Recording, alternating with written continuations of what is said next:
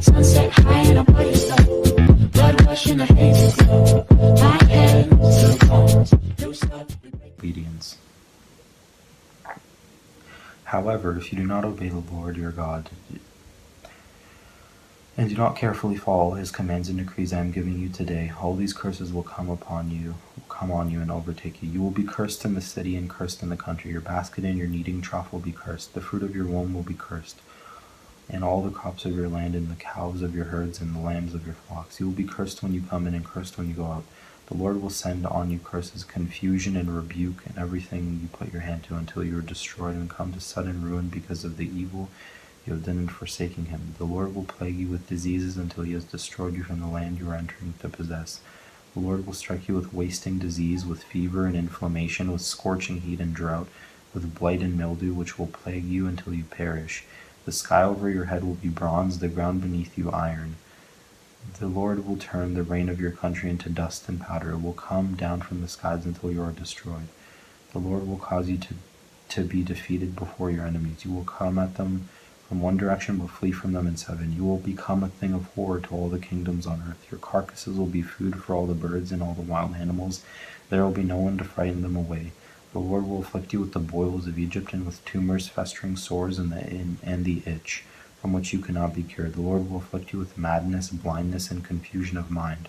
At midday you will grope like a blind person in the dark. You will be unsuccessful in everything you do. Day after day you will be oppressed and robbed, with no one to rescue you. You will be pledged to be married to a woman, but another will take her and rape her. You will build a house, but you will not live in it. You will plant a vineyard, but you will not even begin to enjoy its fruit. Your ox will be slaughtered before your eyes, but you will eat none of it.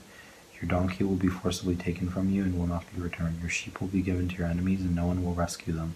Your sons and daughters will be given to another nation, and you will wear out your eyes watching for them day after day, powerless to lift a hand. A people that you do not know will eat what your land and labor produce, and you will have nothing but cruel oppression all your days. The sights you will see will drive you mad. The Lord will afflict your knees and legs with painful boils that cannot be cured, spreading from the soles of your feet to the top of your head. The Lord will drive you and the king you set over to a nation unknown to you or your ancestors. There you will worship other gods, gods of wood and stone. You will become a thing of horror, a byword and an object of ridicule among all the peoples where the Lord will drive you. You will sow much seed in the field, but you will harvest little, because locusts will devour it. You will plant vineyards and cultivate them, but you will not drink the wine or gather the grapes, because the worms will eat them. You have olive trees throughout your country, but you will not use the oil, because the olives will drop off. You will have sons and daughters, but you will not keep them, because they will go into captivity. Swarms of locusts will take over all your trees and the crops of your land. The foreigners who reside among you will rise above you higher and higher, but you will sink lower and lower. They will lend to you, but you will not lend to them. They will be the head, and you will be the tail. All these curses will come on you. They will pursue you and overtake you until you are destroyed, because you did not obey the Lord your God and observe the commands and decrees he gave you. They will be a sign and a wonder to you and your descendants forever, because you did not serve the Lord your God joyfully and gladly in the time of prosperity. Therefore, in hunger and thirst, in nakedness and dire poverty, you will serve the enemies the Lord sends against you. He will put an iron yoke on your neck until he has destroyed you. The Lord will bring a nation against you from far away, from the ends of the earth, like an eagle swooping down, a nation whose language you will not understand, a fierce-looking nation without respect for the older or pity for the young. They will devour the young of your livestock and the crops of your land until you are destroyed. They will leave you no grain, new wine, or olive oil, nor any calves of your herds or lambs of your flocks until you are ruined. They will lay siege to all the cities throughout your land until the high fortified walls in which you trust fall down. They will besiege all the cities throughout the land the Lord your God is giving you, because of the suffering your enemy will inflict on you during the siege. You will eat the fruit of the womb, the flesh of the sons and daughters the Lord your God has given you. Even the most gentle and sensitive man among you will have no compassion on his own brother or the wife he loves or his surviving children, and he will not give to one of them or any of them the flesh of his children that he is eating. It will be all that is left because of the suffering your enemy will inflict on you during the siege of all your cities.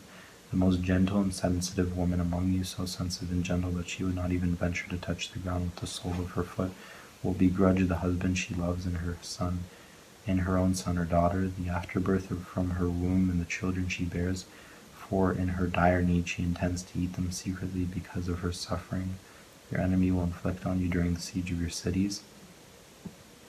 If you do not carefully follow these words of law which are written in this book, and do not revere the glorious and awesome name of the Lord your God, the Lord will send fearful plagues on you and your descendants, harsh and prolonged disasters, and severe and lingering illnesses.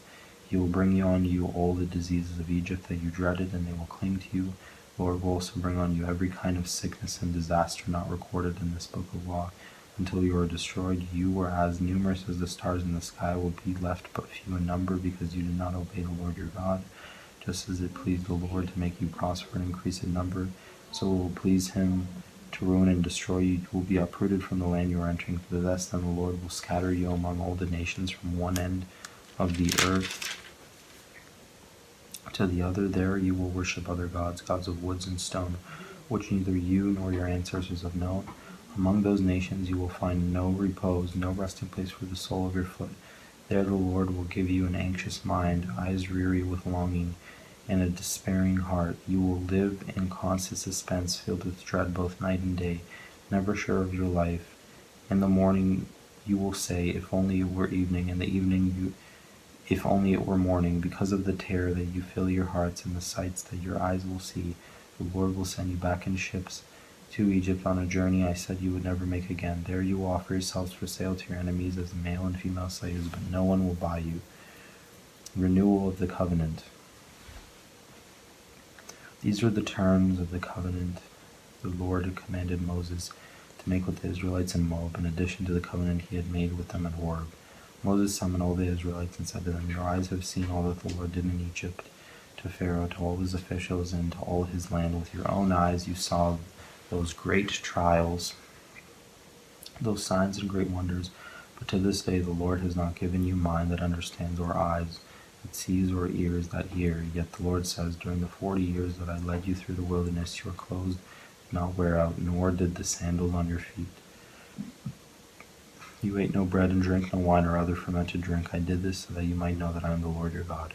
When you reached this place, Sihon king of Heshbon and Og king of Bashan came out to fight against us, but we defeated them.